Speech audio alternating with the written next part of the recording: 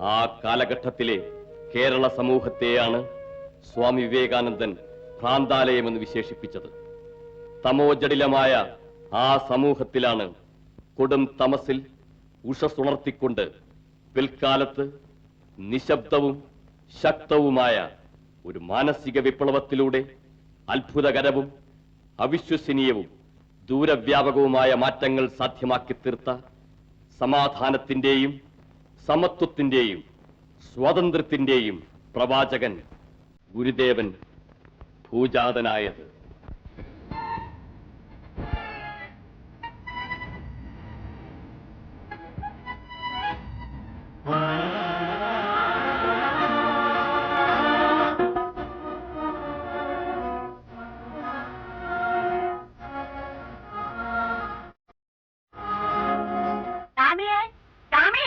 ഇവൻ എവിടെ പോയി കിടക്കുന്നോ എന്ന്.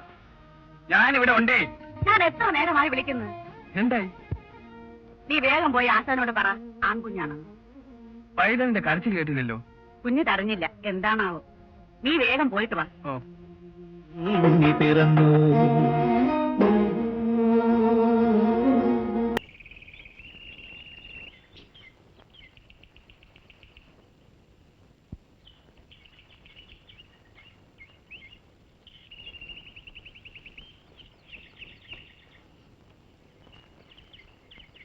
മംഗളമേ മേലരുളും തങ്ങളിൽ ഒന്നിച്ചിടുന്ന സർവജ്ഞൻ സംഗമം ഒന്നിലും ഇല്ലാതങ്ങജ ജിബുവിൽ തെളിഞ്ഞു കാണും.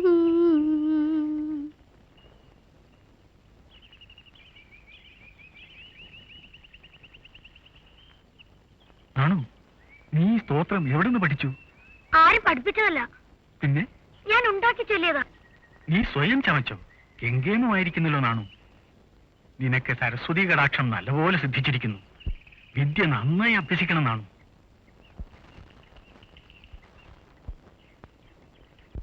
ഏതമേകേ വദന്ത്യഗ്നിം മനുമന്യേ പ്രജാപതി ഇന്ദ്രമേകേ പരേ പ്രാണം അവരേ ബ്രഹ്മശാശ്വതം.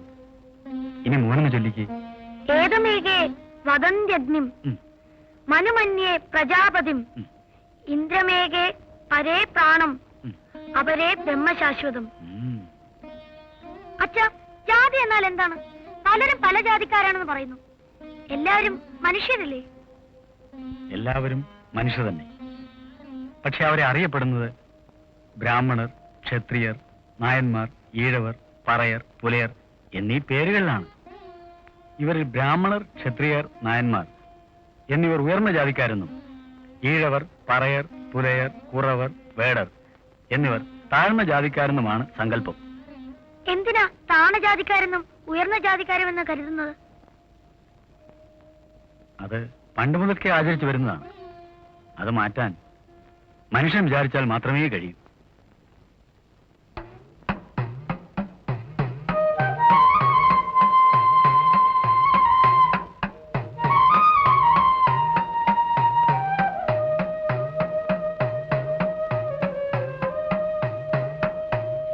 മോന് ആർക്കൊക്കെ വേണ്ടി പ്രാർത്ഥിച്ചു? എല്ലാവർക്കും വേണ്ടി പ്രാർത്ഥിച്ചു.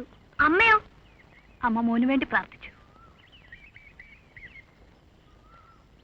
അവരോടുന്ന കാണുമ്പോൾ കഷ്ടം തോന്നുന്നു അമ്മേ. അവർക്ക് തീണ്ടലുണ്ട്, അതാണ് അവർ നമ്മളെ കാണുമ്പോൾ അകന്നു പോകുന്നത്. അവരോട് പറയണം ഓടരുതെന്ന്. അത് ആചാരമാണ് മോനെ.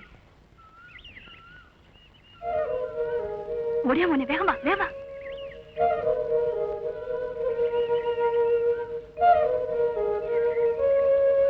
നമ്മൾ തീണ്ടിയാൽ ആ കുടവർ ഒട്ടിപ്പോകും. അങ്ങനെ പറയരുത് മോനെ.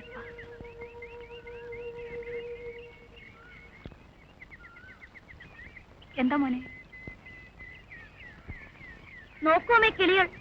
കിളികൾക്കിടയിലും തീണ്ടലുണ്ടോ അമ്മേ?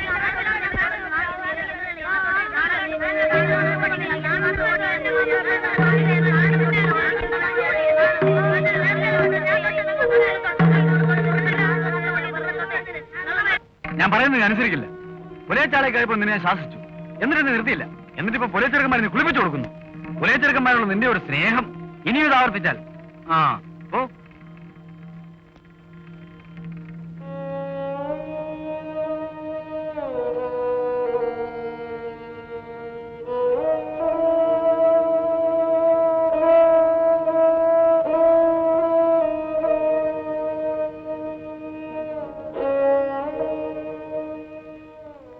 താഴ്ന്ന ജാതിക്കാരുമായി കൂട്ടുകൂടരുതെന്ന് അച്ഛൻ എത്ര പ്രാവശ്യം പറഞ്ഞു തന്നു. അതല്ലേ അച്ഛന് ദേഷ്യം വരുന്നത്. നമ്മൾ താഴ്ന്ന ജാതിയല്ലമ്മേ, പിന്നെന്താ? മോന് കുറെ കഴിയുമ്പോ എല്ലാം മനസ്സിലാകും. നമുക്ക് ജാതി വേണ്ടമ്മേ.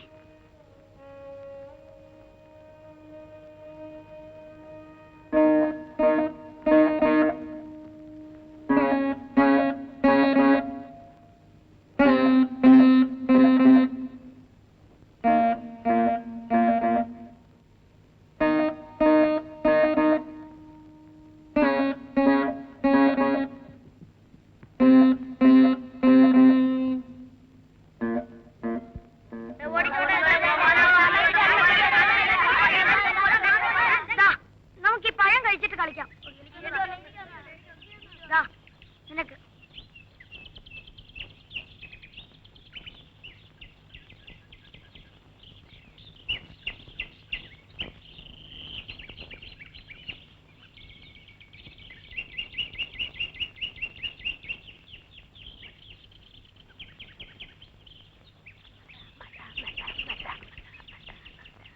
അമ്മമ്മേ, ഞാനൊന്ന് ചോദിക്കട്ടെ? ശല്യപ്പെട്ടാ മണ്ണല്ല. അമ്മമ്മേ, താണ ജാതിക്കരെ തൊട്ട് എന്താ? കണ്ണു പൊട്ടും. എന്റെ കണ്ണു പൊട്ടിയില്ല. ഞാൻ താണ ജാതിക്കരെ തൊട്ടല്ലോ. നീ അങ്ങനെയൊക്കെ നടക്കുന്നവനാണല്ലേ. നീ വല്ല കുരുത്തക്കേടും ചെയ്യും. അമ്മമ്മയുടെ കണ്ണു പൊട്ടുമോ നോക്കട്ടെ. ഹായ്, താണ ജാതിക്കരെ തൊട്ടേ അമ്മമ്മയുടെ കണ്ണു പൊട്ടുവേ. വരാന്റെ തരാം. എന്റെ വടി ഉണ്ടല്ല.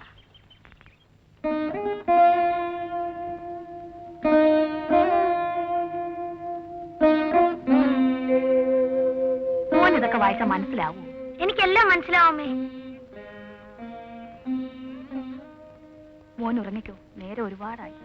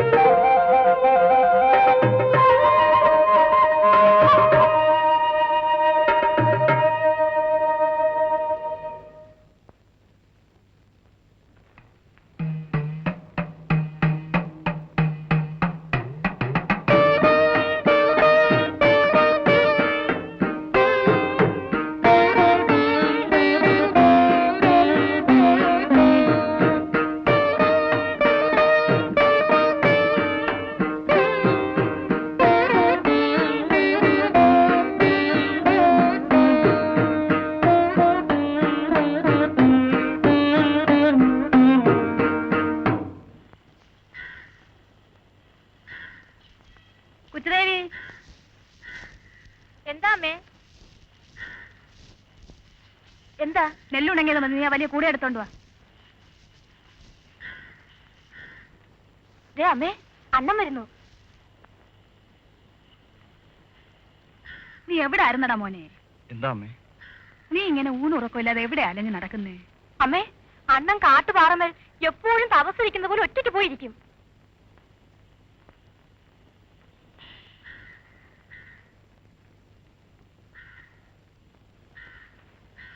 എന്ത് ചോദിച്ചാലും മിണ്ടാട്ടമില്ല. ഇങ്ങനെയുണ്ടോ പൈതങ്ങള്? ആ, നീ നെല്ലെല്ലാം വാരി എടുക്ക്. കൊച്ചുമാരെ കൂടെ വിളിച്ചോ. അവൾ എവിടെ? ഞാനിവിടെ ഉണ്ടമ്മേ. എന്താ അമ്മേ? ഞാൻ ചോറെടുത്ത് കൊടുക്കട്ടെ, അവനൊന്നും കഴിച്ചു കാണി. ഇവിടുന്ന് ഇങ്ങനെ ഇരുന്നാ മതിയോ? പിന്നെ എന്തോ വേണമെന്ന്? നിങ്ങളുടെ മകൻ നാണു ഇപ്പൊ നനച്ച നേരത്ത് വരണണ്ട. അവൻ നാടുനിങ്ങളെ അലഞ്ഞു നടക്കുക. എല്ലാരും ഇപ്പൊ എന്താ വിളിക്കുന്നെന്ന് അറിയുവോ? നാണു ഭക്താന്ന്. പിള്ളേരും നാട്ടുകാരും കളിയാക്കയാ. ഇനി ഭസ്മക്കുറി ഇട്ട് ഭാണ്ഡവം എടുത്താ മതിയെന്ന്. ഇതെന്തൊരു കേളിയാ. ഇവിടുന്നാണെങ്കിൽ ഇതൊന്നും കണ്ടില്ലെന്ന് വിചാരിച്ച് നടക്കുക. ഞാനും ഇതൊക്കെ കാണുന്നുണ്ട് കുട്ടി. നാണു നമ്മുടെ മകനാന്ന് കരുതണ്ട. അവൻ ഇവിടെ എങ്ങും നിൽക്കുകയില്ല. എങ്കിലും അവന് വേണ്ടി ഒരു മുറി കളിയാൽ വൃത്തിയായി സൂക്ഷിക്കണം. അല്ല, അപ്പൊ മകൻ സന്യാസിയായിക്കൊള്ളട്ടെന്നാണോ പറയണത്? അതല്ല, വെറുതെ കാര്യം അവനോട് എന്തെങ്കിലും പറഞ്ഞിട്ട് കാര്യമില്ല. പിന്നെ അവനെ കൊണ്ട് എന്തെങ്കിലും തൊഴിൽ ചെയ്യിപ്പിക്കണം. കൃഷി നല്ലതാണ്. മണ്ണുമായൊരു ബന്ധമുണ്ടായാൽ ജീവിതത്തോടും ബന്ധമുണ്ടാവും.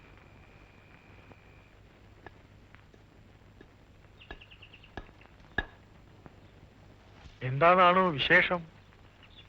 അമ്മാവൻ എന്നെ കാണണമെന്ന് പറഞ്ഞത് എന്താണാവോ? ഓ, നിന്നോട് ചില കാര്യങ്ങൾ ചോദിക്കാനാണ്. നീ ഇങ്ങനെ ഒരു ലക്ഷ്യവുമില്ലാതെ അലഞ്ഞു നടക്കുന്നുകൊണ്ട് നിന്റെ അച്ഛനും അമ്മയ്ക്കും വലിയ മനപ്രയാസമാണ്. എന്താ നിന്റെ ഉദ്ദേശം? എനിക്ക് കൂടുതൽ പഠിക്കണമെന്നാണ് ആഗ്രഹം. പഠിക്കുന്നത് നല്ലതാണ്.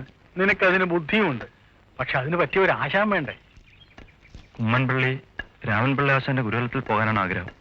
കുമ്മൻപള്ളി രാമപിള്ള ആശാൻ മഹാപണ്ഡിതനാണ്. വേദാന്തം മുഴുവൻ അറിയുന്ന മഹാശയനാണ്. ഇന്നലെ മനക്കൽ ക്ഷേത്രത്തിൽ വന്ന കഥകളിക്കാർ പറഞ്ഞു വാരണപ്പള്ളിയിൽ താമസിക്കാനുള്ള സൗകര്യമുണ്ട്. കൊച്ചുകൃഷ്ണ പണിക്കരെ എനിക്കറിയാം. എന്നാ പിന്നെ അതിനുവേണ്ട എല്ലാ ഏർപ്പാടുകളും ചെയ്തു. ഞാൻ പോയി വരട്ടെ അച്ഛ. അച്ഛൻ എന്നെ അനുഗ്രഹിക്കണം. ഇരുട്ടുവിളക്ക് നിന്നെ വിചാരിച്ചുകൊണ്ട് നിന്റെ അമ്മ എവിടെ ഇരിക്കുന്നു ഓർമ്മിച്ചു കൊള്ളണം.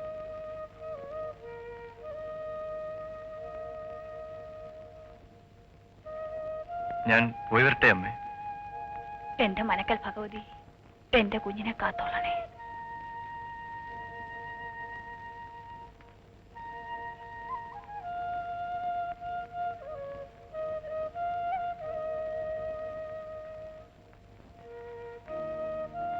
ആണോ?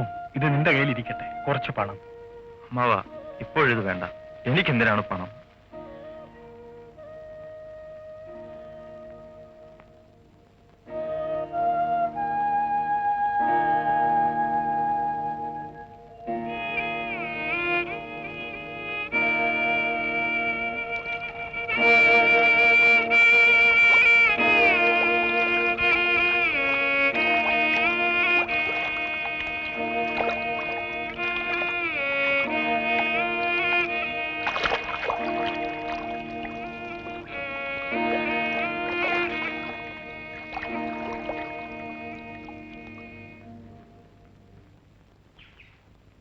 കുമ്മൻപള്ളി രാമൻപിള്ള ആശാന്റെ വീട് ഏതാ? ദാ അവിടെ. ഓ,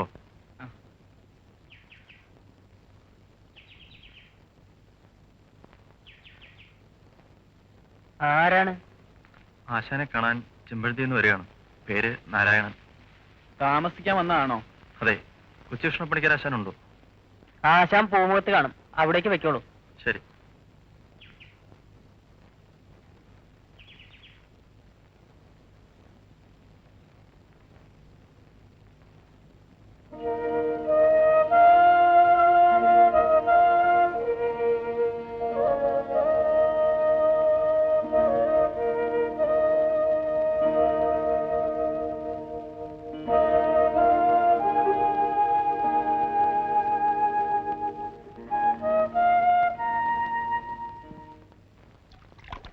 അപ്പോൾ നീ പോകാൻ തന്നെ തീരുമാനിച്ചതാണോ?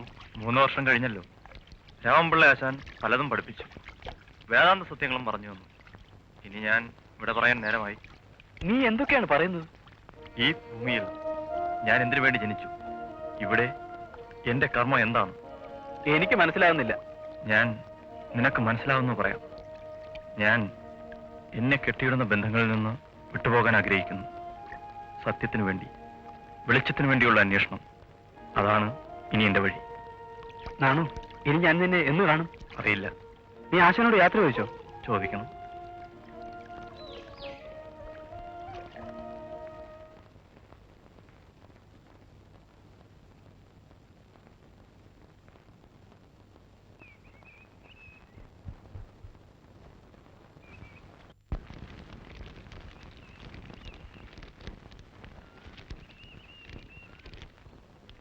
ആണോ ഇവിടെ?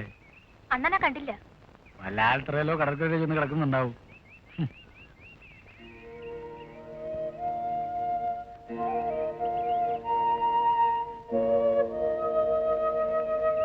നാണുവിന്റെ കാര്യത്തിൽ എന്തെങ്കിലും നമ്മൾ ഉടനെ ചെയ്യണം. അതിന് 2 വഴികളാണ് എനിക്കിപ്പോൾ തോന്നുന്നത്. ആദ്യം അവനൊരു തൊഴിൽ ഏർപ്പെടുത്തണം. പിന്നെ പതുക്കെ ഒരു കല്യാണം. അപ്പോ തനിയെ ധ്യാനവും ഈ ഭജനയും ഊരു ചുറ്റലും ഒക്കെ കുറയും. അളിയൻ നിശ്ചയിച്ചു. എനിക്ക് യാതൊരു അഭിപ്രായ വ്യത്യാസവുമില്ല. അതിരിക്കട്ടെ, നാണുവിന് എന്ത് തൊഴിലേർപ്പെടുത്തും? അതിന് ഞാൻ വഴി കണ്ടിട്ടുണ്ട്. അവൻ പഠിച്ചവനല്ലേ, പഠിക്കുന്നത് പഠിപ്പിക്കാനാണ്. നാണുവിന് അത് ഇഷ്ടവുമാണ്. അതിന് പള്ളിക്കൂടം വേണ്ടേ? അതിനും വഴി കണ്ടിട്ടുണ്ട്.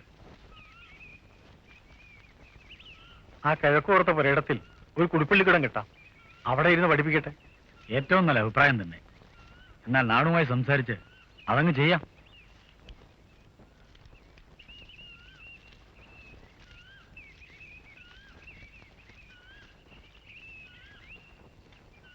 അവൻ നന്നാകുമെന്ന് വിചാരിച്ചാണ് കുടിപ്പള്ളിക്കൂടം തുടങ്ങിക്കൊടുത്ത്. എന്നിട്ടിപ്പോ എന്തായി? നാണുവിനിപ്പൊ കഷ്ടകാലമാണെന്ന് തോന്നുന്നു. കഷ്ടകാലം. കണ്ട പുലയക്കുടലിൽ കയറിറങ്ങുന്നതും താഴ്ന്ന ജാതിക്കാരുമായി കൂട്ടുകൂടുന്നതും അവരുടെ കയ്യിൽ നിന്ന് ഭക്ഷണം വാങ്ങി കഴിക്കുന്നതൊക്കെ കഷ്ടകാലമാണല്ലേ?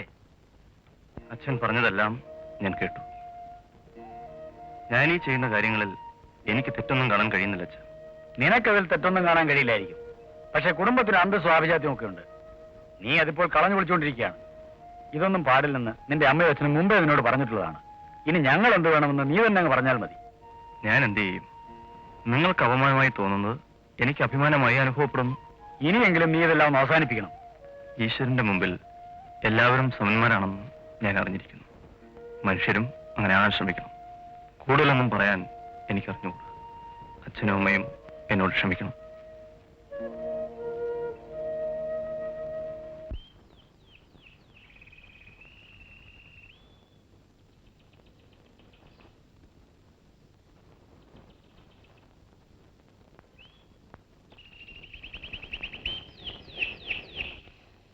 മോളെ ധാരാ വന്നിരിക്കുന്ന നോക്കിക്കേ.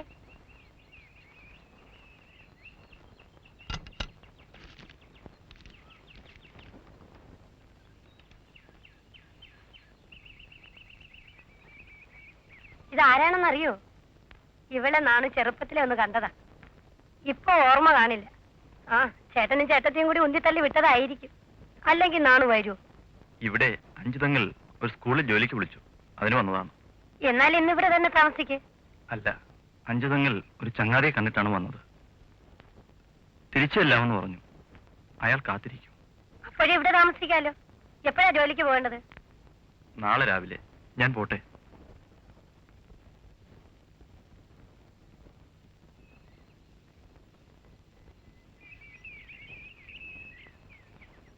നാണു അഞ്ചതെങ്കിൽ ചേട്ടന്റെ വീട്ടിൽ പോയിരുന്നു. എനിക്ക് അപ്പോഴേ വിചാരം തോന്നിയതാ, നമ്മൾ എന്തിനാ കൂടുതലടന്ന് അന്വേഷിക്കുന്നത്? എനിക്കും അങ്ങനെ തോന്നുന്നു. നാണു കാളിക്കുട്ടിയെ കണ്ടിരിക്കുമല്ലോ. അവൻ അവളെ ഇഷ്ടപ്പെടാതെ വരില്ല. സൂര്യൻ ഉദിച്ചു വരുന്ന പോലത്തെ പെണ്ണല്ലേ, നല്ല സ്വഭാവവും. നാണുവിന് സ്വന്തം അഭിപ്രായങ്ങളുണ്ട്, ജീവിത രീതിയുണ്ട്.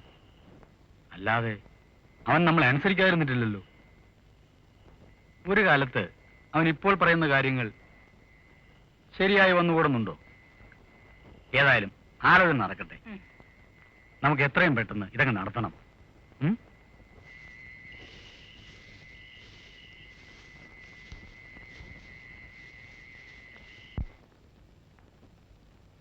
അണ്ണൻ അറിഞ്ഞോ? എന്താ? അച്ഛനും അമ്മയും കൂടെ അണ്ണന്റെ കല്യാണക്കാരി നിശ്ചയിച്ചു. 5 തെങ്ങിലെ കാളിച്ചേച്ചിയെ അടുത്ത മാസം ഞങ്ങൾ പോയി പുടവ കൊടുക്കും. അണ്ണൻ എന്താ ഒന്നും മിണ്ടാത്തത്? നീ ഒന്ന് അകത്ത് പോവച്ചു ദേവി. ഞാൻ ഇനി അണ്ണനോട് ഒന്നും പറയില്ല.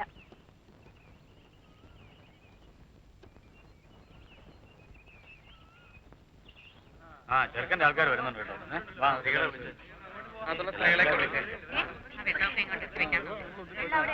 വരണം വരണം വരണം. നമസ്കാരം. പായെല്ലാം എടുത്ത് പിരിക്കവിടെ. എല്ലാവർക്കും എടുത്തോണ്ടിരിക്കാം.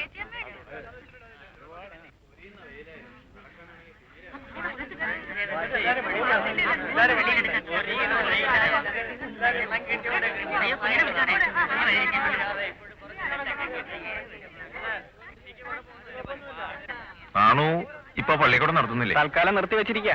ഇനി തുടങ്ങും. ആ കല്യാണമൊക്കെ അല്ലേ? മുഹൂർത്തം കൊള്ളട്ടെ, സമയമായി. മുഹൂർത്തം കൊള്ളട്ടെ, മുഹൂർത്തം കൊള്ളട്ടെ, മുഹൂർത്തം കൊള്ളട്ടെ. പെണ്ണിന് പുടവ കൊടുക്കട്ടെ, പെണ്ണിന് പുടവ കൊടുക്കട്ടെ, പെണ്ണിന് പുടവ കൊടുക്കട്ടെ, പെണ്ണിന് പുടവ കൊടുക്കുന്നു.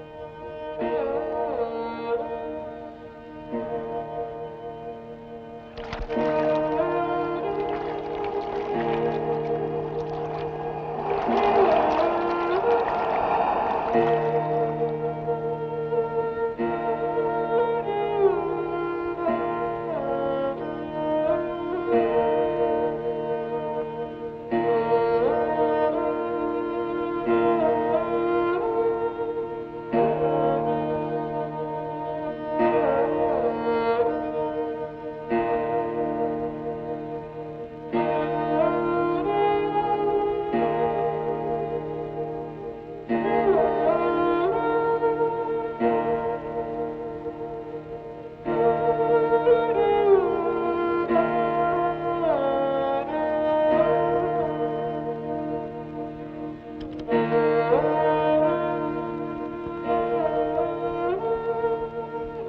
മക്കൾ ഇവിടെ വന്നിരിപ്പുണ്ടോ? വാ, വന്ന് എന്തെങ്കിലും കഴിക്കേ. എനിക്കൊന്നും വേണ്ടമ്മേ. മോൻ ഇന്ന് തന്നെ പോയാ കാളിയെ കൂട്ടിക്കൊണ്ട് വരണം.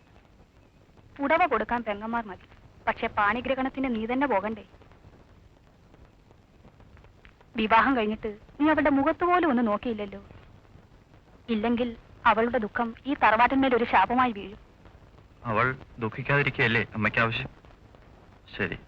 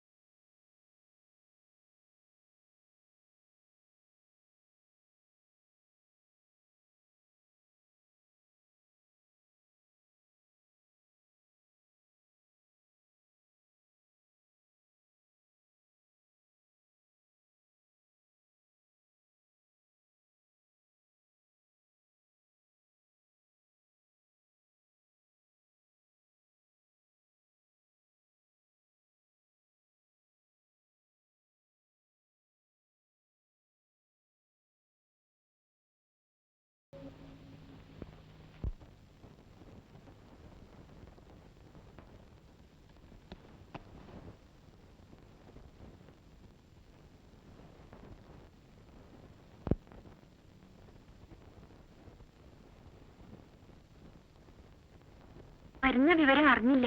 ഇവിടെ ആരുമില്ല. കാളിയോട് ഞാൻ യാത്ര പറയാൻ വന്നതാണ്. എങ്ങോട്ട് പോകുന്നു? പോകുന്നു. നാട്ടുകടപ്പനുസരിച്ച് ഞാൻ കാളിയെ വിവാഹം ചെയ്തു. കല്യാണം എനിക്ക് വിധിക്കപ്പെട്ടതല്ലെന്ന് അപ്പോഴേ അറിയാമായിരുന്നു. എങ്കിലും എല്ലാവരുടെയും ആഗ്രഹത്തിന് വിലങ്ങായി നിന്നില്ല. കാളി എന്റെ അച്ഛന്റെ അനന്തരമുള്ള മകളല്ലേ. അപ്പോൾ എന്റെ സഹോദരി. ഇവിടെ നിന്ന് ഒറ്റയ്ക്ക് വിട്ടേച്ച് പോകാനാണോ ഭാവം? നിന്റെ ദുഃഖം ഞാൻ മനസ്സിലാക്കുന്നു. നമ്മുടെ രണ്ടുപേരുടെയും ജന്മോദ്ദേശം രണ്ടാണ്. എനിക്കൊന്നും മനസ്സിലാവുന്നില്ല. അതും എനിക്കറിയാം. ദുഃഖിക്കരുത്. അർത്ഥമില്ലാത്ത വെറും ചടങ്ങല്ലേ നടന്നുള്ളൂ. അത് സ്വപ്നം പോലെ നനച്ചാൽ മതി. അപ്പോൾ തെറ്റിദ്ധാരണ മാറും. ദുഃഖത്തിനുള്ള കാരണം ഇല്ലാതാകും.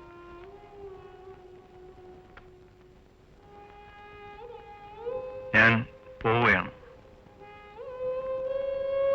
അമ്മയോട് യാത്ര ചോദിച്ചതായി പറഞ്ഞേക്കൂ.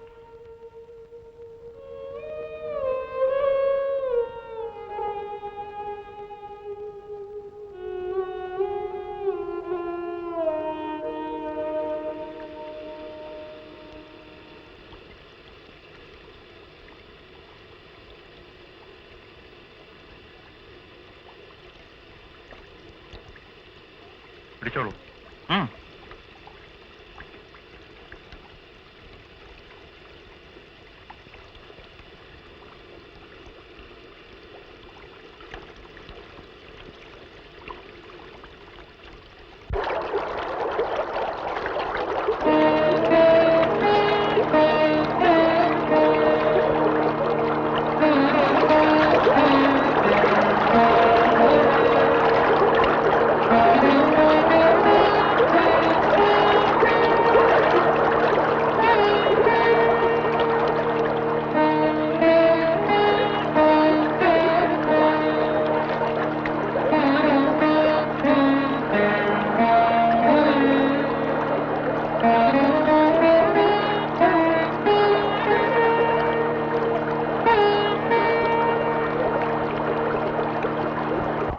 എവിടെ വെച്ചാണ് നമ്മൾ ഇതിനു മുമ്പ് കണ്ടിട്ടുള്ളത്? ആദ്യമായാണ് കാണുന്നതെങ്കിലും വളരെ കാലത്തെ സുദൃഢമായ സുഹൃത്ത് ബന്ധത്തിന്റെ തുടർച്ച പോലെയുള്ള ഒരു അനുഭൂതി. എനിക്കും അങ്ങനെ തോന്നുന്നു. അങ്ങ് ആരാണ്? എന്റെ പേര് നാരായണൻ. എന്റെ ശരിയായ പേര് കുഞ്ഞമ്പിള്ള എന്നാണ്. ഇപ്പോൾ ചട്ടമ്പി സ്വാമി എന്നറിയപ്പെടുന്നു. മാർഗം തിരഞ്ഞെടുക്കാൻ പോലും കഴിഞ്ഞില്ല. എന്റെ കാര്യമാണ് പറഞ്ഞത്. എന്റെ സ്ഥിതിയും അത് തന്നെ. സ്ഥിരത കൈവരിക്കാൻ കഴിഞ്ഞാൽ ഏറെക്കുറെയായി. യോഗവിദ്യയിലൂടെ സത്വശുദ്ധി ഉണ്ടാക്കാം. ജ്ഞാനം മനസ്സിലുദിക്കുന്നതിന് സത്വശുദ്ധി ഉണ്ടാവണമല്ലോ. പക്ഷേ വ്യക്തമാക്കരുത്. അങ്ങേക്കറിയാവുന്നത് തന്നെ. ജ്ഞാനാധികാരിയല്ലാത്തവൻ ചെയ്യുന്ന കർമ്മങ്ങൾ സത്വശുദ്ധിക്ക് വിവരിക്കുമോ? ശ്രീശങ്കരനെ ആയിരിക്കും സൂചിപ്പിക്കുന്നത്. ബ്രഹ്മജ്ഞാനത്തിന് ജന്മബ്രാഹ്മണൻ മാത്രമാണ് അധികാരിയെന്ന് ശങ്കരൻ പ്രസ്ഥാനത്രയഭാഷ്യത്തിൽ വ്യക്തമാക്കിയിട്ടുണ്ടല്ലോ. അപ്പോൾ ശങ്കരനെ അംഗീകരിക്കുന്നില്ലേ? തത്വചിന്തയിൽ ശ്രീശങ്കരനെ പിന്തുടരാമെന്ന് തോന്നുന്നു.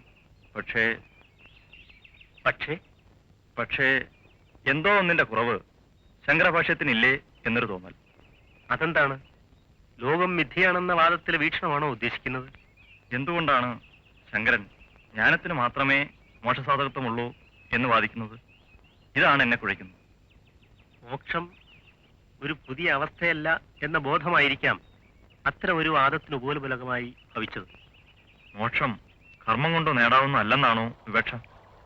ശ്രീശങ്കരന്റെ വിവക്ഷ അത് തന്നെയാണെന്നാണ് ഞാൻ മനസ്സിലാക്കുന്നത്.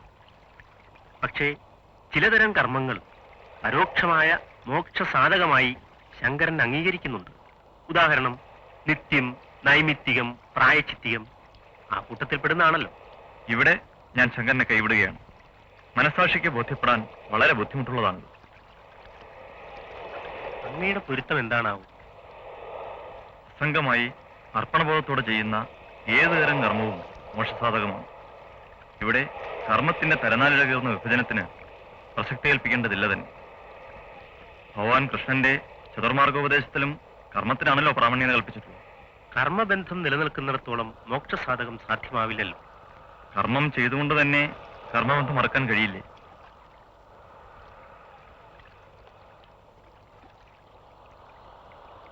ഭേദബോധം സുദൃഢമായി പ്രതിഷ്ഠിക്കപ്പെടാത്ത മനസ്സ് ചഞ്ചലമായിരിക്കും. ഭേദചിന്ത യാഥാർത്ഥ്യമല്ലേ? പഞ്ചഭൂത പഞ്ചരത്തിൽ ആത്മാവ് ബന്ധനസ്ഥമായിരിക്കോളം കാലം ഈ വസ്തുത യാഥാർത്ഥ്യമായി തന്നെ കണ്ടെങ്കിലെയോ ഭേദചിന്ത സാക്ഷാത്കരണത്തിന് തടസ്സമായിരിക്കുമെന്നാണ് എന്റെ പക്ഷം. ഭൗതികാവസ്ഥ തുടരുന്നിടത്തോളം ഭേദചിന്ത യാഥാർത്ഥ്യം തന്നെ. ഉള്ളതിനെ കണ്ടില്ലെന്നടിച്ചിട്ട് കാര്യമില്ല. എന്നാൽ പോലും അഭേദബോധം മനസ്സിൽ രൂഢമൂലമാക്കാൻ കഴിയണമല്ലോ. ഇതെങ്ങനെ സാധിക്കാമെന്നാണ് അങ്ങയുടെ പക്ഷം?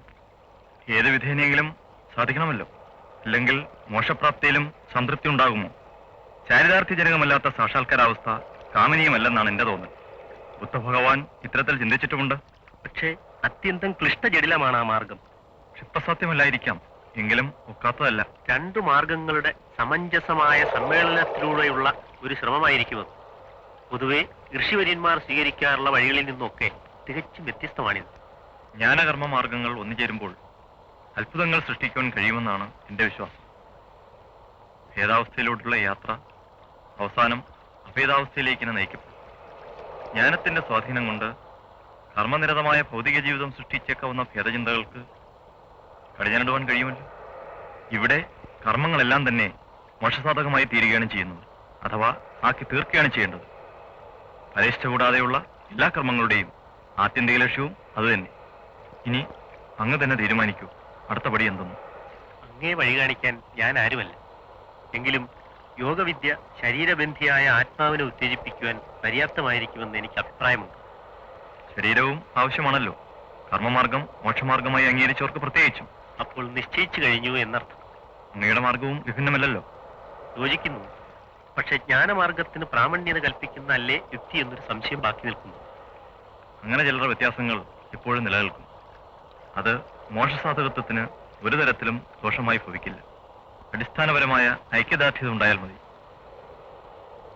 നമ്മുടെ സമ്മേളനം അങ്ങ് പറഞ്ഞതുപോലെ വിധിയുടെ സാക്ഷാത്കാരം തന്നെ, സംശയമില്ല. എങ്കിൽ നമുക്ക് അയ്യാവു സ്വാമിയുടെ അടുത്തേക്ക് പോകാം. ഒരു ദീർഘയാത്രയ്ക്കുള്ള ഒരുക്കം അവിടെ തന്നെ ആവാം.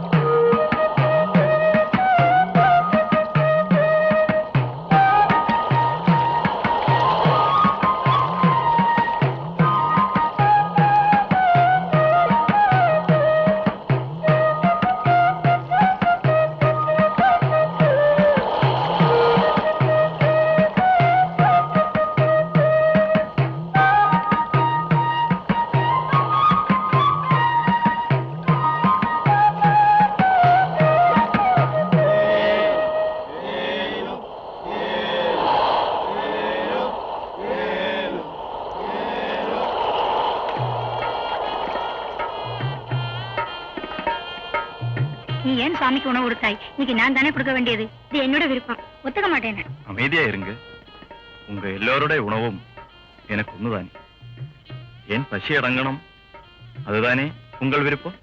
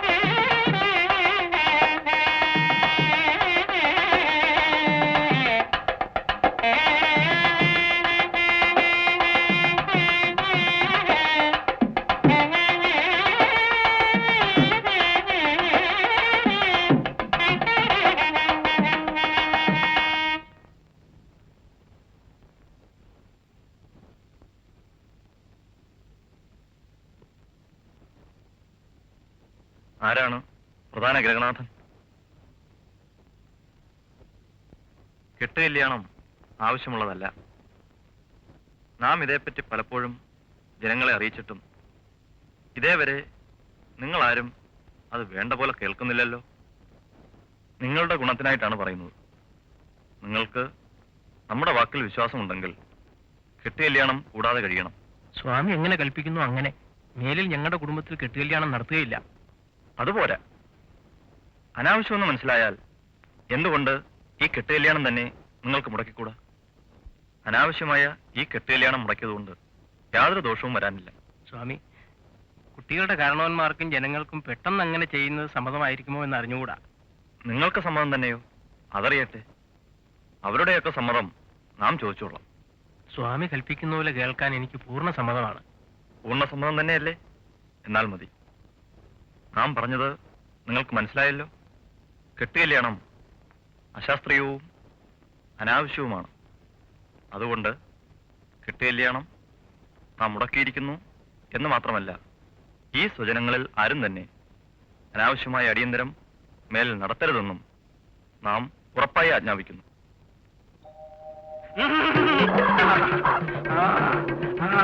ഞാൻ ആരാണെന്നറിയാമോ? അറിയില്ല.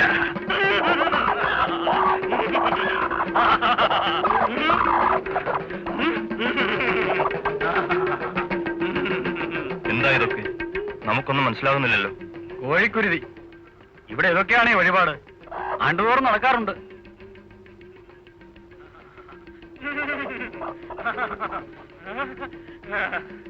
എത്ര കോഴിയെ വെട്ടും? 100, 150 ഒക്കെ ആകും. അത്രയ്ക്കുണ്ടോ? എന്നിട്ട് ഈ കോഴിയൊക്കെ എന്ത് ചെയ്യും? ആളുകൾ വിലയ്ക്ക് വാങ്ങി പാകം ചെയ്ത് തിന്നും. ഭഗവതി എത്ര എണ്ണ ആവശ്യപ്പെടാറുണ്ട്? ഭഗവതിക്കല്ലേ കോഴിയെ വെട്ടുന്നത്? അതെ, പക്ഷേ തിന്നുന്നത് മറ്റുള്ളവരും അല്ലേ? അതൊക്കെ വിശ്വാസം. വിശ്വാസം, അന്ധവിശ്വാസം. ഭഗവതിക്ക് കോഴി ആവശ്യമില്ല. ദൈവത്തിന്റെ പേരിൽ മനുഷ്യൻ കൊല്ലുന്നു, തിന്നുന്നു. പണ്ട് കാലത്ത് ചേരുന്നുകൊണ്ട് ഇപ്പോഴും ചെയ്യുന്നു അല്ലേ? അതെ സ്വാമി. നിങ്ങൾ ഈ ഹിംസ നിർത്തണം. ജീവികളുടെ ചോര കൊണ്ട് ഒരു സ്ഥലവും അശുദ്ധമാക്കരുത്. പരമ്പരയെ നടത്തുന്നതാണ്. അങ്ങനെ നിർത്താൻ പറ്റില്ല. അത് നിർത്താൻ പാടില്ലെന്ന് പറഞ്ഞത് നിങ്ങൾ തന്നെയല്ലേ? നിർത്തണമെന്ന് തീരുമാനിക്കാനും നിങ്ങൾക്ക് കഴിയും. അതാണ് നാം ആവശ്യപ്പെടുന്നത്. സ്വാമി പറഞ്ഞത് ശരിയാണ്. ഞങ്ങൾക്കിത് നിർത്താൻ സമ്മതമാണ്. മനസ്സിനെ നോവിപ്പിക്കാതെ തന്നെ കാര്യം പറഞ്ഞ് മനസ്സിലാക്കി ഇത് നിർത്തണം. പണ്ട് മനുഷ്യനെ ഇതുപോലെ ബലി കൊടുത്തിരുന്നു. അത് ശരിയാണെന്ന് ഇപ്പോൾ നിങ്ങൾക്ക് തോന്നുന്നുണ്ടോ? ഇല്ല സ്വാമി. എന്താണിതൊക്കെ? നമുക്ക് മനസ്സിലാകുന്നില്ലല്ലോ. ഞങ്ങളുടെ ആരാധനാമൂർത്തികളാണേ. ആരൊക്കെയാണിവർ? ഇത് മാടൻ, ചുടലമാടൻ, വങ്കരമാടൻ, ഭൂതത്താൻ. നാം പറയുന്നത് നിങ്ങൾ അനുസരിക്കുമല്ലോ. അവിടെ നിന്ന് കൽപ്പിക്കും പോലെ.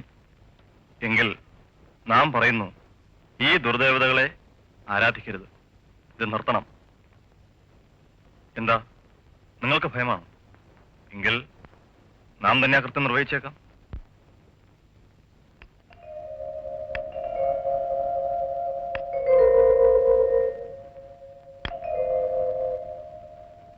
സാത്വികമായ രീതിയിൽ നമുക്ക് പൂജാകർമ്മങ്ങൾ ഇവിടെ നടത്തുവാനുള്ള ഏർപ്പാടുകൾ ചെയ്യാം.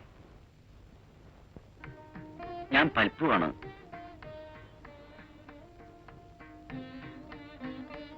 ഡോക്ടർ പരീക്ഷ പാസ്സായി. തിരുവനന്തപുരത്താണ് വീട്. കൂടുതൽ പറയണ്ട, എല്ലാം അറിയുന്നുണ്ട്. പൽപ്പുവിന്റെ പ്രവർത്തനങ്ങൾ നാം സസത്വം മനസ്സിലാക്കിക്കൊണ്ടിരിക്കുകയാണ്. ഈഴവനായതുകൊണ്ട് തിരുവിതാംകൂറിൽ ജോലി കിട്ടിയില്ല. കേരള ജീവിതത്തിൽ ഒരു ശുദ്ധീകരണം അനിവാര്യമാണ്. അതിന് വിപുലമായ സംഘടന ഉണ്ടാവണം. ഞാനതിന് ശ്രമിച്ചു, വിജയിച്ചില്ല.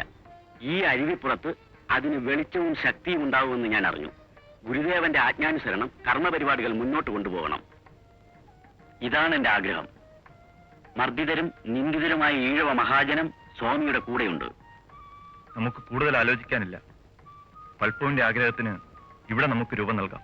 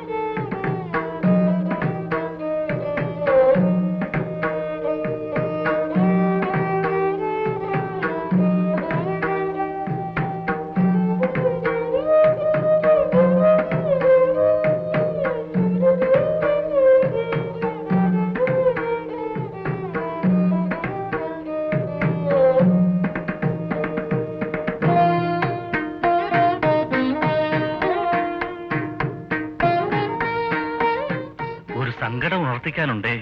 നമ്മോടോ? എന്താണ്? അടിയന്റെ വീട്ടിൽ കുട്ടിച്ചാത്തന്റെ ഉപദ്രവം കൊണ്ട് ഇരിക്കെ പുറകെയില്ല സ്വാമി. പല കർമ്മങ്ങളും ചെയ്തു നോക്കി, ഒരു രക്ഷയും കിട്ടിയില്ല. കുട്ടിച്ചാത്തനെ കണ്ടോ? കണ്ടു. പലപ്പോഴും ഉപദ്രവമാണ്, നിർത്താതെ കല്ലെറിഞ്ഞുകൊണ്ടിരിക്കും. കുട്ടിച്ചാത്തൻ നാം പറഞ്ഞാൽ കേൾക്കുമോ? ഓ സ്വാമി, സ്വാമി പറഞ്ഞ അനുസരിക്കും. എന്നാൽ നാം കുട്ടിച്ചാത്തന് ഒരു കത്ത് തരാം.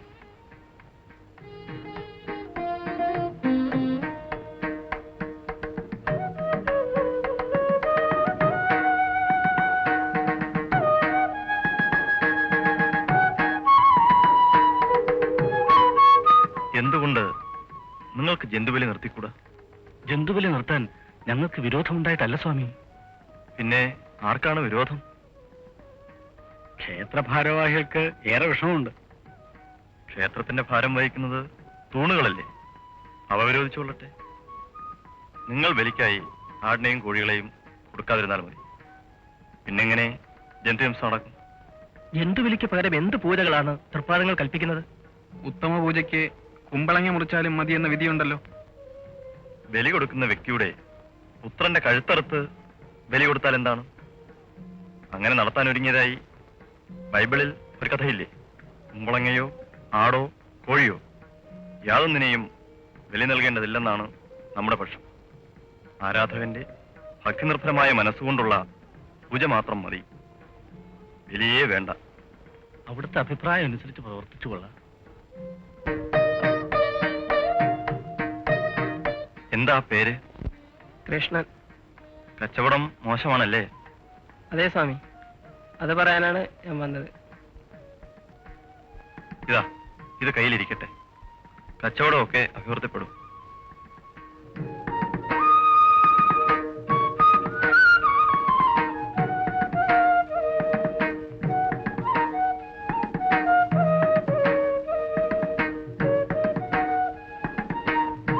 അടിയങ്ങൾക്ക് ഒരു സങ്കടം ഉണർത്തിക്കുവാനുണ്ട്. എന്താ? ഉയർന്ന ജാതിക്കാരുടെ ഉപദ്രവം തീരെ സഹിക്കാൻ മേല. ഉപദ്രവിക്കുന്നു? അതേ സ്വാമി, കുളത്തിൽ കുളിച്ചതിന് അടിയങ്ങളെ തല്ലി ദേഹോദ്രവം ഏൽപ്പിക്കുന്നു.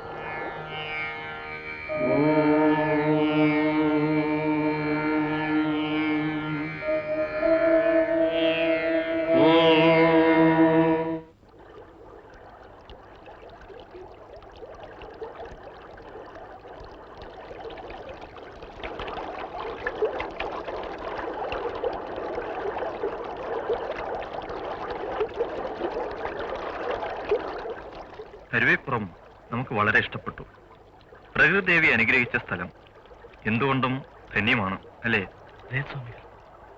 ഈ പുണ്യഭൂമിയിൽ ഒരു ശിവക്ഷേത്രം സ്ഥാപിച്ചാൽ എങ്ങനെയിരിക്കും? ശിവക്ഷേത്രം? അതെ, ശിവക്ഷേത്രം തന്നെ. ജാതിമത ഭേദമില്ലാതെ ഈശ്വരവിശ്വാസികൾക്കെല്ലാം നിത്യവും പ്രാർത്ഥന നടത്താൻ ഉതകുന്ന ഒരാരാധനാലയം. ക്രമേണ ആ ജാതി വ്യത്യാസം മറക്കാൻ ഒരു ഉപാധി കൂടിയാണ്. സ്വാമി, അവിടെ എന്താണ് ഉദ്ദേശിക്കുന്നത്? ശിവക്ഷേത്രം സ്ഥാപിക്കുക? അതെങ്ങനെ സാധിക്കും? പ്രതിഷ്ഠ നടത്താനുള്ള അധികാരം ബ്രാഹ്മണർക്കുള്ളതല്ലേ? അന്യജാതിയിൽപ്പെട്ട ആരും തന്നെ ഇതുവരെ പ്രതിഷ്ഠ നടത്തിയിട്ടുമില്ല, അമ്പലത്തിൽ പ്രവേശിച്ചിട്ടുമില്ല. അപ്പോൾ നമുക്കും വേണമല്ലോ ഒരു ശിവൻ. ഈ ശിവരാത്രി നാളിൽ തന്നെ നമുക്ക് ആ കർമ്മം നടത്താം.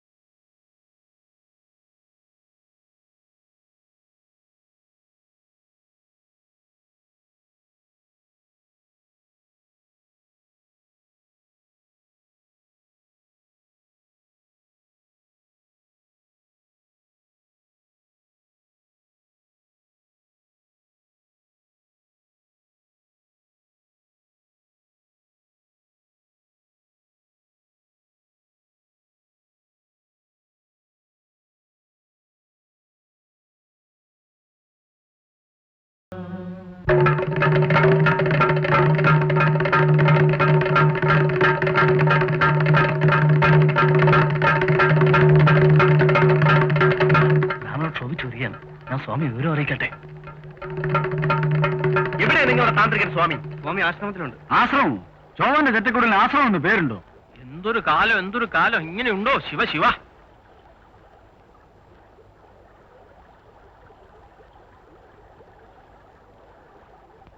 നിങ്ങൾ എന്താണ് ഈ ചെയ്തിരിക്കുന്നത്? ചണ്ടാളനായ ഈഴവൻ ശിവലിംഗം പ്രതിഷ്ഠിക്കുകയോ? ശിവ ശിവ. നിങ്ങൾ അധർമ്മിയാണ്. പ്രായച്ചിത്തമില്ലാത്ത മഹാഭാവമാണ് നിങ്ങൾ ചെയ്തിരിക്കുന്നത്. ഹൈന്ദവ ആചാരപ്രകാരം ഗളച്ഛേദം ചെയ്യേണ്ട കുറ്റമാണ് നിങ്ങൾക്ക് അറിയില്ലേ? പണ്ട് കാലമായിരുന്നെങ്കിൽ നിങ്ങളുടെ ഉടലിൽ ശിരസ് കാണില്ലായിരുന്നു. മിണ്ടാട്ടമില്ലല്ലോ. കൊള്ളാം പഠിച്ച കള്ളൻ. എന്തായാലും പ്രതിഷ്ഠ വെച്ചവൻ തന്നെ എടുത്ത് മാറ്റട്ടെ. മറ്റെന്താണ് വഴി? വരൂ, നമുക്കെടുത്ത് മാറ്റാം. ഈഴവൻ തൊട്ടതിന്റെ ബ്രാഹ്മണർ എടുത്തു മാറ്റുന്നത് നിഷിദ്ധമാണെന്ന് നിങ്ങൾക്കറിയില്ലേ മനുഷ്യ? ഇയാളെ എങ്ങനെ മനുഷ്യനെന്ന് വിളിക്കും? പിശാചിന്റെ പ്രവൃത്തിയില്ലേ ചെയ്തിരിക്കുന്നത്? ശിവ ശിവ. നിങ്ങളെ ഇത്രയധികം വികാരാധീനരാക്കുവാൻ തക്കവണ്ണം ഇവിടെ എന്താണ് സംഭവിച്ചത്? എന്ത് സംഭവിച്ചു? ഇനി എന്താണ് സംഭവിക്കാനുള്ളത്? നിങ്ങൾ ധിക്കാരം പ്രവർത്തിച്ചു കഴിഞ്ഞു. ബ്രാഹ്മണരുടെ മുഖത്ത് നോക്കി ധിക്കാരം പറയാൻ തുടങ്ങിയോ? നിങ്ങളാരും ഇങ്ങനെ ശോഭിക്കേണ്ടതില്ല. നാം ഇവിടെ പ്രദർശിച്ചത് നമ്മുടെ ശിവനെയാണ്, നിങ്ങളുടെ ശിവനെയല്ല. ശിവനുണ്ടോ? ഞങ്ങൾ ശിവലിംഗ പ്രതിഷ്ഠ ചെയ്തുകൊണ്ട് ദൈവം കോപിക്കില്ല. ദൈവത്തിന്റെ മുമ്പിൽ എല്ലാവരും സമന്മാരാണെന്ന തത്വം പ്രാവർത്തികമാക്കുക മാത്രമാണ് ഈ പ്രതിഷ്ഠയുടെ ലക്ഷ്യം. ജാതിമതഭേദ ചിന്തകൾക്ക് അതീതമായി മനുഷ്യരെല്ലാം ഒരേ ദൈവത്തിന്റെ സന്തതികളാണെന്ന വിശ്വാസം അരക്കെട്ടുറപ്പിക്കാൻ ഉതകുന്ന ഒരു മഹാപ്രസ്ഥാനമായി ഈ കൊച്ചാശ്രമം വളരട്ടെ. ഉണർന്നു പിറന്നവർക്കെല്ലാം ഇവിടെ ഈശ്വരാരാധനയിൽ ഏർപ്പെടാം. അവരുടെ ഒരു ശിവൻ. എന്താ, നമ്മെ കാണാൻ വന്നതാണോ? ഞാനാണെന്നറിയാമോ? അറിയാമല്ലോ. അവളെവിടോ വിട്ടാ ഓടികളെ. അവൾ ഓടുമെങ്കിൽ കാണട്ടെ.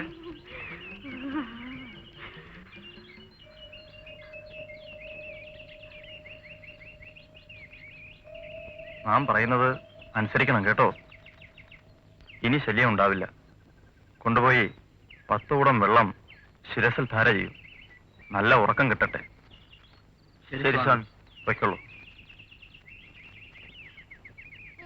ഞങ്ങൾ പുതുതായി നിർമ്മിച്ച ക്ഷേത്രത്തിൽ തൃപ്പാദങ്ങൾ തന്നെ വന്ന് പ്രതിഷ്ഠ നടത്തി തരണമെന്ന് ഒരു അഭ്യർത്ഥനയുണ്ട്. എന്ത് പ്രതിഷ്ഠയാണ് നടത്തേണ്ടത്? കൽപ്പിക്കുന്നത് പോലെ. മഹാദേവനോ സുബ്രഹ്മണ്യനോ കൃഷ്ണനോ ദേവിയോ ആരായാലും.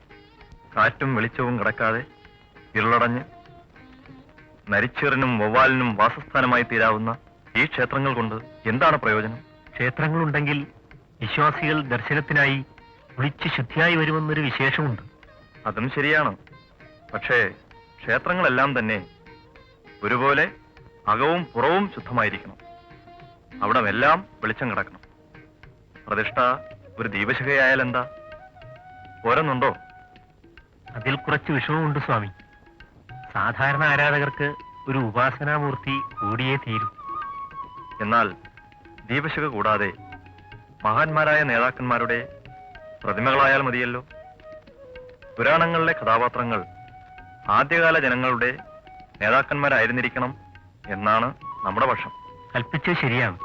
എങ്കിലും ഞങ്ങളുടെ ആളുകൾ അത്ര അറിവുള്ളവരല്ല സ്വാമി. ശരി, പടിപടിയായിട്ട് വേണമല്ലോ ഉയരേണ്ടത്. നിങ്ങളുടെ ആഗ്രഹം പോലെ തന്നെയാകാം. പ്രതിഷ്ഠയ്ക്കുള്ള ഏർപ്പാടെല്ലാം പൂർത്തിയാക്കി നമ്മെ അറിയിക്കും.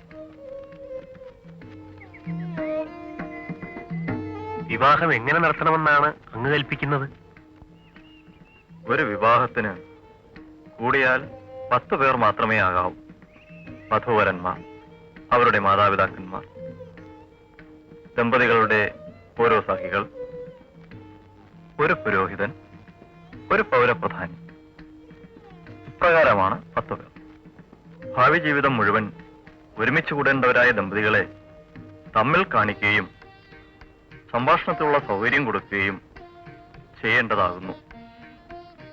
പരസ്പരം സ്നേഹിച്ച് മനസ്സാ വിവാഹം നടത്തിയവരെ സംബന്ധിച്ച് ഈ കർമ്മം നടത്തണമെന്നില്ല.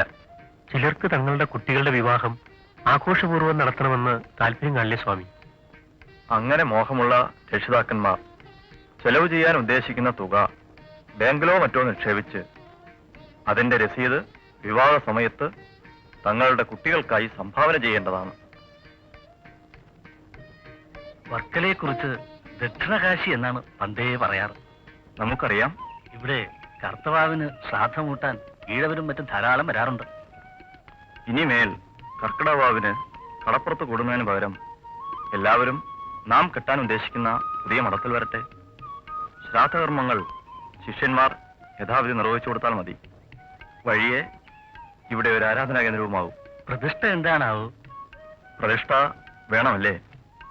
ശിവപ്രതിഷ്ഠ തന്നെ ആയിക്കൊള്ളട്ടെ. ഇവിടെ നമുക്ക് ശാരദമഠം സ്ഥാപിക്കാം. ഇവിടെ നിവേദ്യവും എഴുന്നള്ളത്തും ഉത്സവവും അതുപോലെയുള്ള മറ്റ് ചടങ്ങുകളും ഒന്നും തന്നെ വേണ്ട. പിന്നെയോ സ്വാമി? ശാരദ ബിംബം മാത്രം മതി. ഭക്തജനങ്ങൾ സ്തോത്രം ചൊല്ലി ധ്യാനിക്കട്ടെ.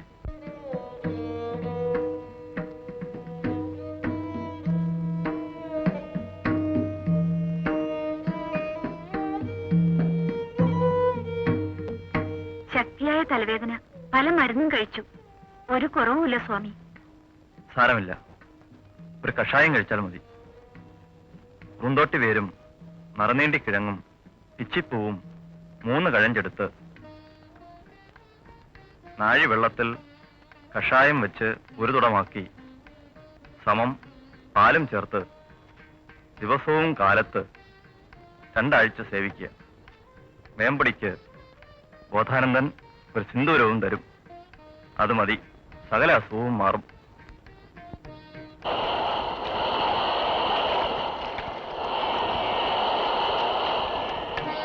എല്ലാ ക്ഷേത്രങ്ങളിലും ഭക്തജനങ്ങൾക്ക് കയറണം. എല്ലാവരെയും കയറ്റണം. സത്യത്തിനു വേണ്ടിയും നീതിക്ക് വേണ്ടിയും മരിക്കാൻ പോലും മടിക്കരുത്. മനുഷ്യനെ തൊട്ടാൽ മനുഷ്യൻ അശുദ്ധമാകുമെന്ന് വിചാരിക്കുന്നവർക്ക് യാതൊന്നും ശുദ്ധമായി പ്രവർത്തിക്കാൻ കഴിയില്ല. കുമാരുവിന്റെ ആഗ്രഹം പോലെ വിദ്യ അഭ്യസിക്കാൻ കഴിഞ്ഞല്ലോ.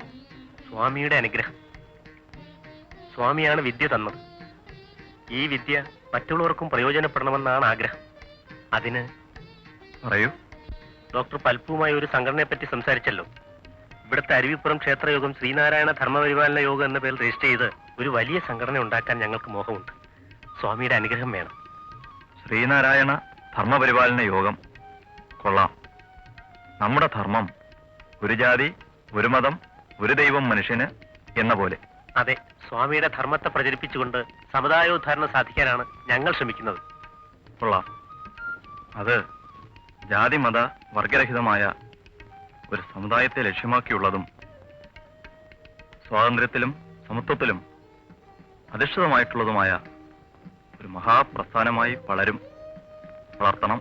സ്വാമി, ഡോക്ടർ പൽപ്പവും അരിവിപ്പുറം ക്ഷേത്രയോഗക്കാരും ചേർന്ന് നല്ലപോലെ ആലോചിച്ചു വേണം തീരുമാനങ്ങൾ എടുക്കാൻ. ശരി സ്വാമി. സംഘടിച്ച് ശക്തരാകുവിൻ, വിദ്യയാർജിച്ച് സ്വതന്ത്രരാകുവിൻ.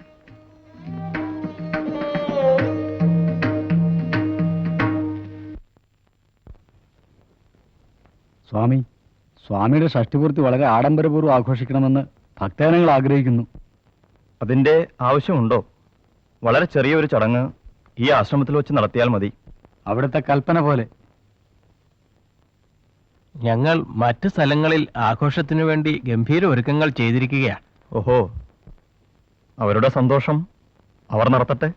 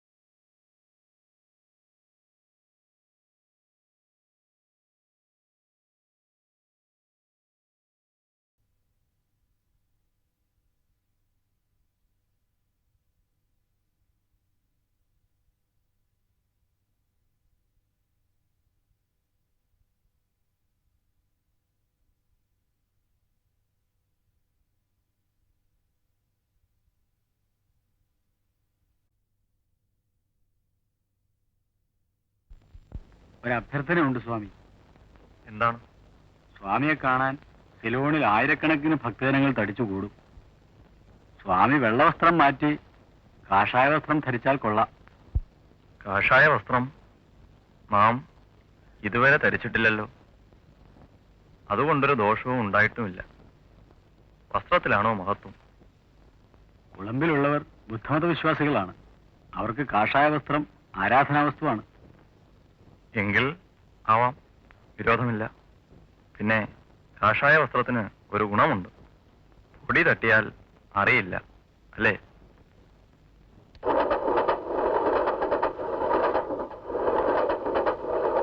എന്താ പേര്? നാരായണൻ. യാതിലാരാ? നാരായണൻ തോന്നുന്നു. കണ്ടിട്ട് മനസ്സിലാവണില്ല. കണ്ടാൽ മനസ്സിലാകുന്നില്ലെങ്കിൽ പിന്നെ കേട്ടാൽ എങ്ങനെ മനസ്സിലാകും?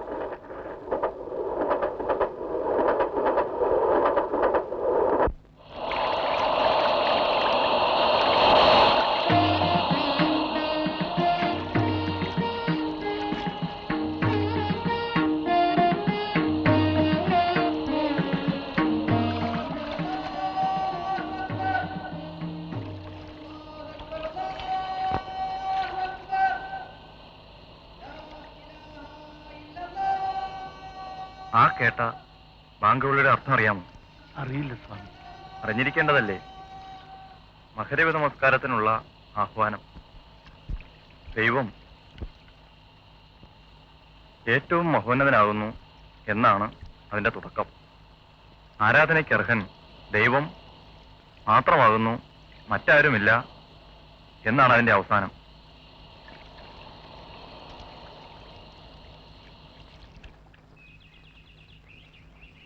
വേദാന്തം അധികമൊന്നും പഠിക്കുവാനില്ല.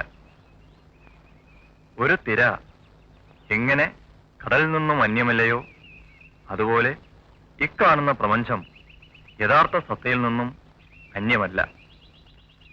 ഇത് അറിഞ്ഞതിട്ടും വീണ്ടും മറന്നുപോകുന്നു. മറക്കരുത്.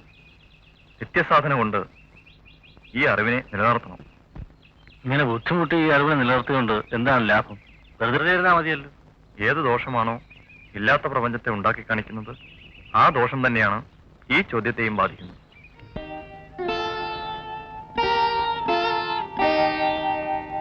ത്തിൽ പുലയർക്ക് പ്രവേശനമില്ലെന്ന് പറയുന്നത് ശരിയാണോ? പുലയർക്കും പ്രവേശനം നൽകണമെന്ന് ഞങ്ങളിൽ ചിലർ വാദിച്ചു വന്നിട്ടുള്ളതാണ്. പക്ഷേ പ്രതികൂല അഭിപ്രായക്കാർ സമ്മതിക്കുന്നില്ല. യോഗത്തിൽ തന്നെ 2 ചേരിയായി. സ്വാമിയുടെ അഭിപ്രായം അറിഞ്ഞിട്ട് വേണം പുലയർക്കും ക്ഷേത്രത്തിൽ പ്രവേശനം നൽകുവാൻ.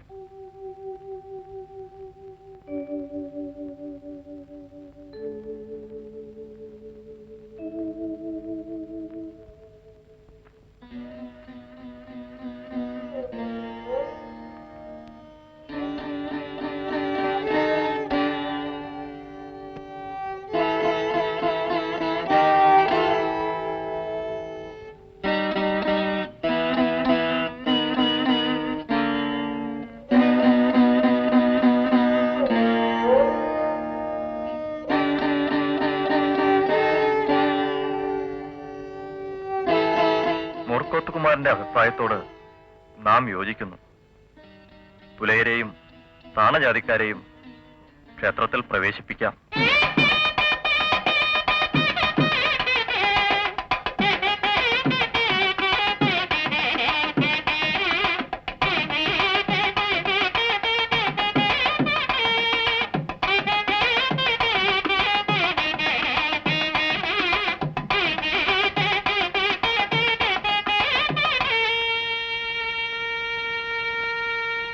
എന്താ ഒരു തർക്കമുള്ളതുപോലെ തോന്നുന്നു?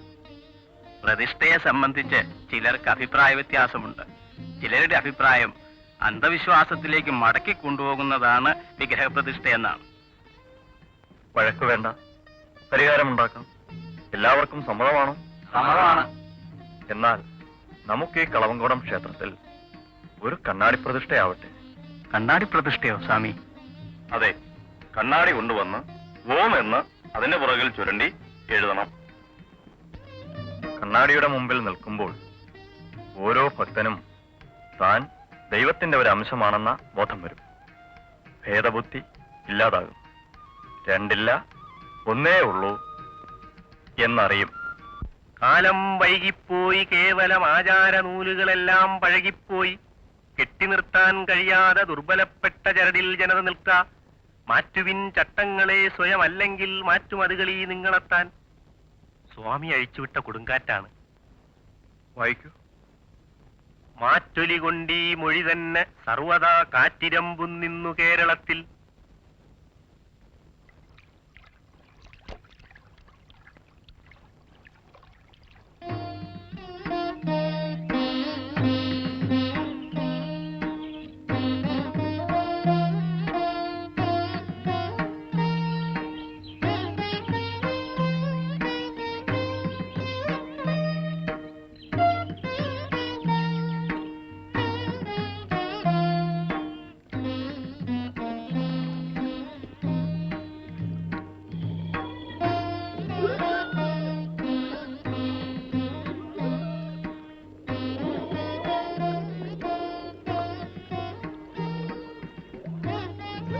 പുഴയിലെ ഒഴുക്ക് ഇപ്പോൾ നിർമ്മലമായിരിക്കുന്നു.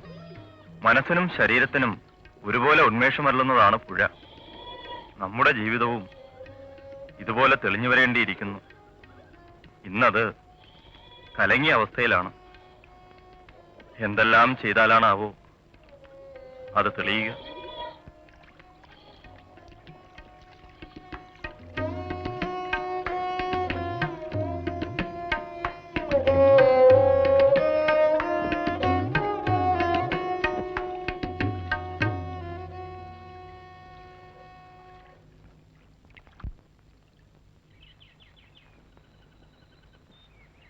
എന്താ ഗോവിന്ദ, മിശ്രവാദത്തെക്കുറിച്ചുള്ള തെറ്റിദ്ധാരണകൾ മാറിയോ?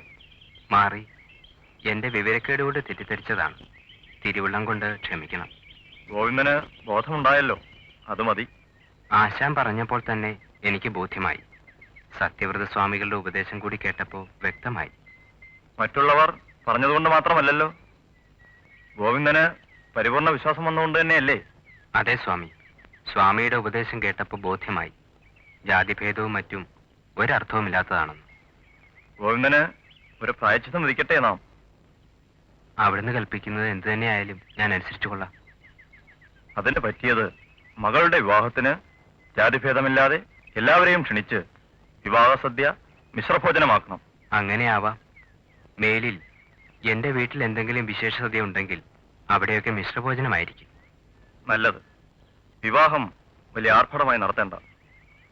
മിശ്രവിവാഹത്തിനും മിശ്രഭോജനത്തിനും യാതൊരു കുഴപ്പവുമില്ല. നാം അതൊന്നും കൂടി ഉറപ്പായി പറയുന്നു. മതം ഏതായാലും മനുഷ്യൻ നന്നായാൽ മതി. സ്വാമി, ഞാൻ നാളെ പോകുന്നു.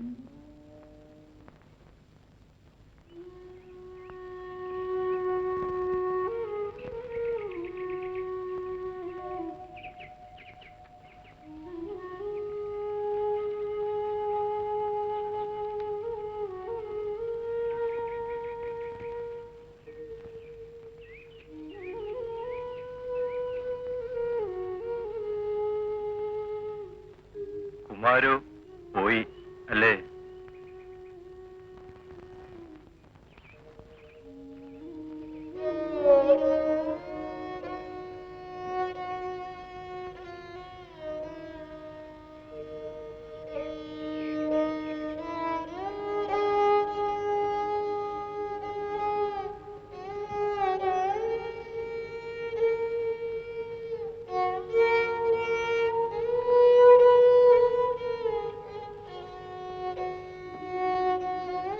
നമുക്കല്പം ഏകാന്തത വേണം.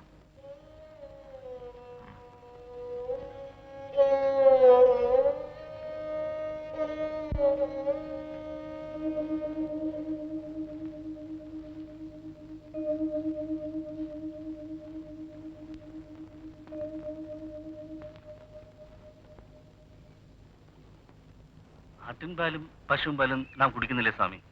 പിന്നെന്താണ് അവയുടെ മാംസം ഭക്ഷിച്ചാൽ അതിൽ വല്ല തിരക്കേടുമുണ്ടോ? തിരക്കേടൊന്നുമില്ല. അമ്മയുണ്ടോ? ഇല്ല, മരിച്ചുപോയി സ്വാമി. എന്നിട്ട് കുഴിച്ചിട്ടോ അതോ തിന്നോ? മനുഷ്യൻ മരിച്ചാൽ ശവം ദഹിപ്പിക്കുന്നതോ കുഴിച്ചിടുന്നതോ നല്ലതെന്നറിഞ്ഞാൽ കൊള്ളാം സ്വാമി. ചക്കിലാട്ടി വളമായെടുത്ത് കൃഷിക്ക് ഉപയോഗിക്കുന്നതല്ലേ നല്ലത്? അയ്യോ, അത് സങ്കടമാണ് സ്വാമി. എന്താ നോവുമോ?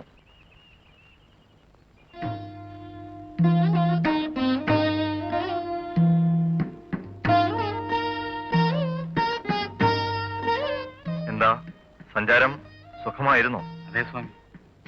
ബർമ്മയിൽ ക്ഷേത്രങ്ങളിൽ വിഗ്രഹങ്ങളുണ്ടോ? ഹിന്ദു ക്ഷേത്രങ്ങളിൽ ഉള്ളതിലധികം വിഗ്രഹങ്ങളുണ്ട്. അത് മുടി വെട്ടുന്നത് പോലെയാണ്. വെട്ടും തോറും വേഗവും അധികവും വളരാൻ തുടങ്ങും. വിഗ്രഹം പാടില്ലെന്ന് നിർബന്ധിച്ചതുകൊണ്ടായിരിക്കാം ഇത്ര വർദ്ധിച്ചത്.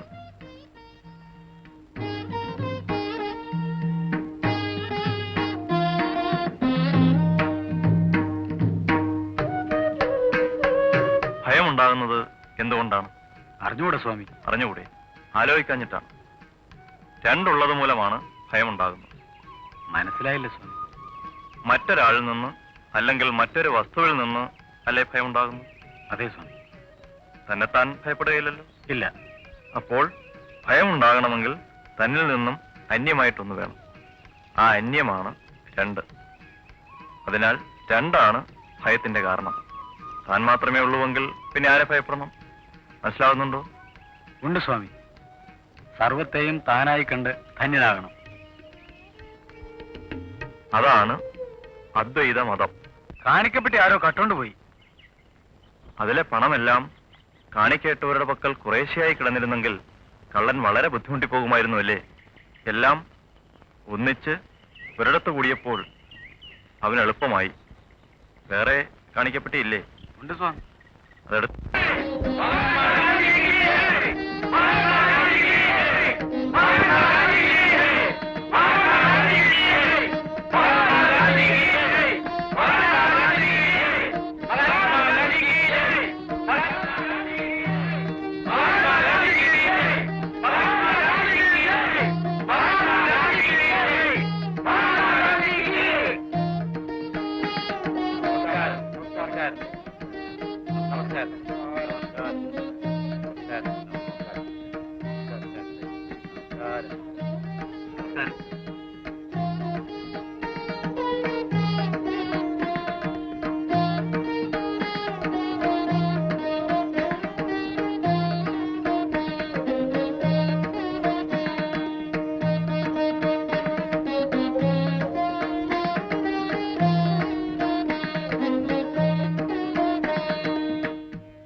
ഇംഗ്ലീഷ് ഭാഷ അറിയില്ല അല്ലേ?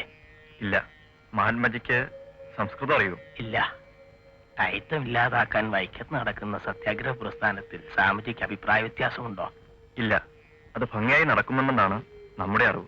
അക്രമരഹിതമായ സത്യാഗ്രഹമല്ല, മറിച്ച് ബലപ്രയോഗമാണ് അവകാശ സ്ഥാപനത്തിന് വേണ്ടതെന്ന വാദത്തോട് സ്വാമിജി യോജിക്കുന്നുണ്ടോ? ബലപ്രയോഗം നല്ലതല്ലെന്ന് തന്നെയാണ് നമ്മുടെ അഭിപ്രായം. അധകൃതരുടെ സ്വാതന്ത്ര്യലബ്ധിക്ക് മതപരിവർത്തനമാണ് വഴിയെന്ന് ചിലർ വിശ്വസിക്കുന്നു. സ്വാമിജിയുടെ അഭിപ്രായം? മതപരിവർത്തനത്തിലൂടെ അവർ സ്വതന്ത്രരാകുന്നുണ്ട്.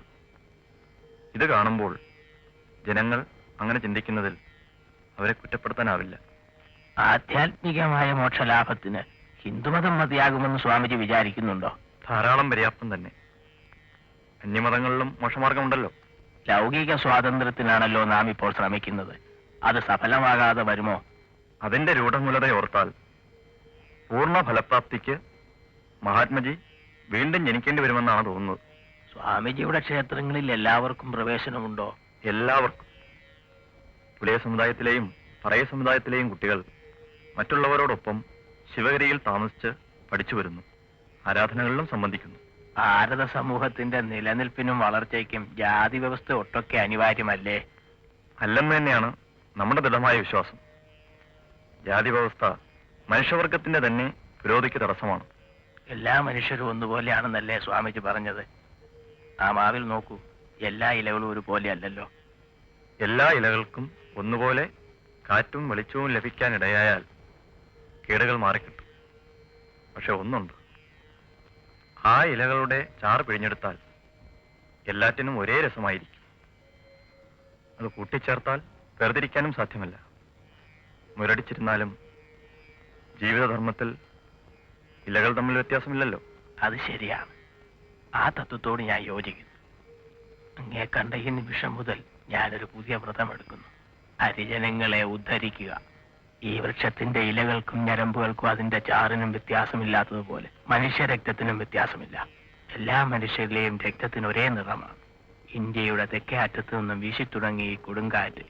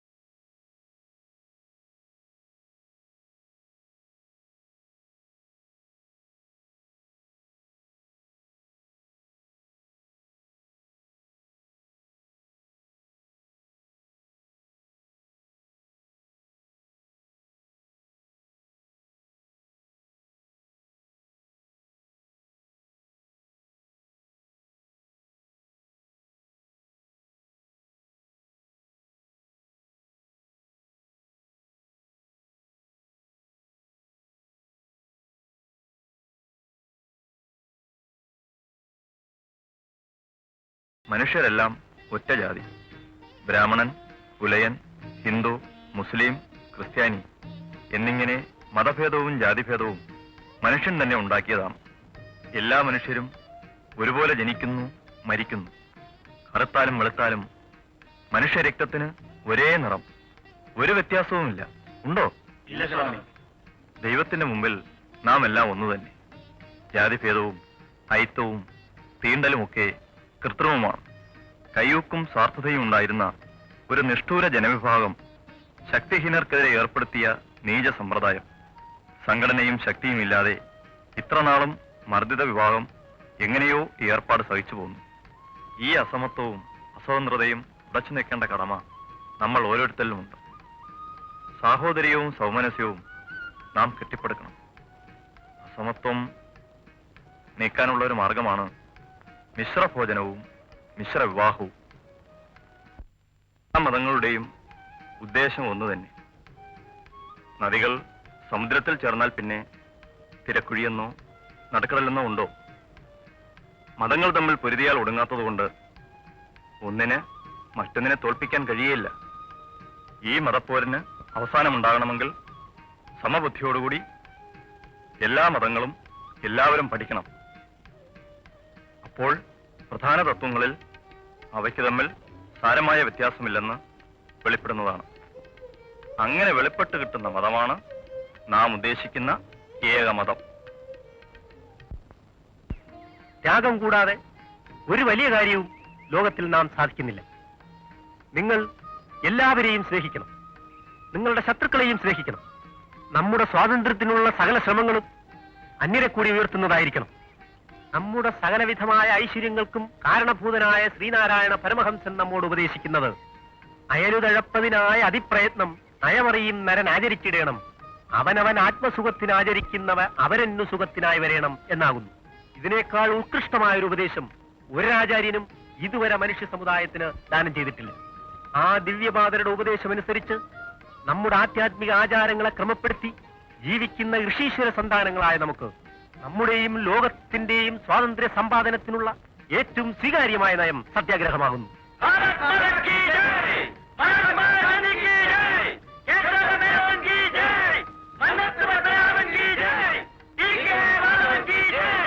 ഇത്ര പെട്ടെന്നൊരു വസ്യത്ത് എഴുതി വയ്ക്കാൻ തോന്നിയത്?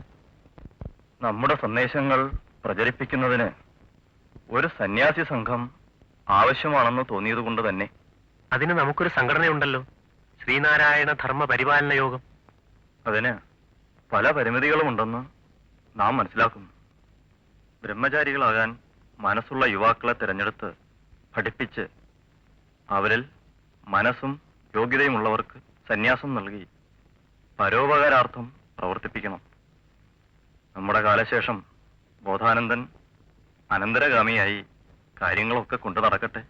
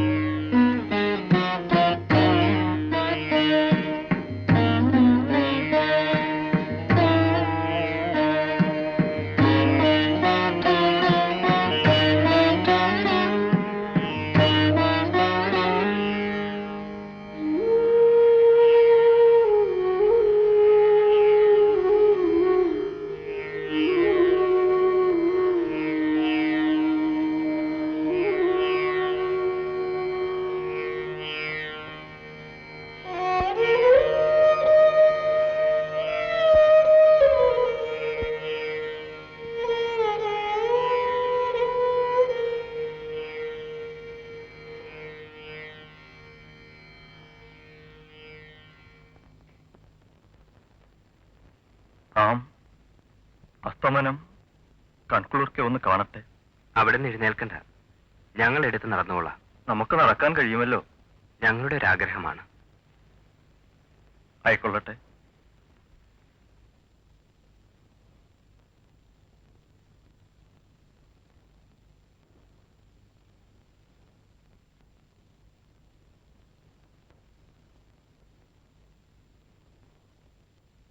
ഉദയം ഉന്മേഷവും ഉത്സാഹവും പ്രദാനം ചെയ്യുന്നു.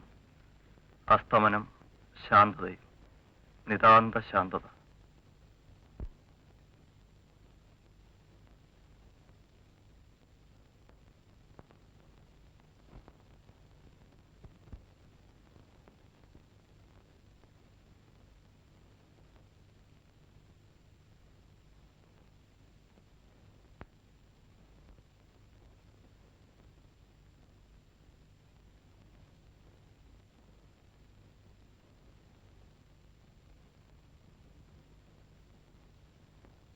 വ്യാഴ ഹോരയാണ്. ഗുരുവിന് പോകാൻ കൊള്ളാം. സ്വാമി, ഇനി നമുക്ക് വ്യവഹരിക്കുന്നതിന് പാടില്ല. സ്വാമി, ആശ്രമത്തിലെ എല്ലാ അന്തേവാസികൾക്കും ആശ്രമത്തിൽ വന്നവർക്കും ഇന്ന് സദ്യ ഒരുക്കണം. അതിനു വേണ്ട ഏർപ്പാടുകൾ ചെയ്യൂ. സമാധിക്കുള്ള ഒരുക്കങ്ങളും ചെയ്തോളൂ.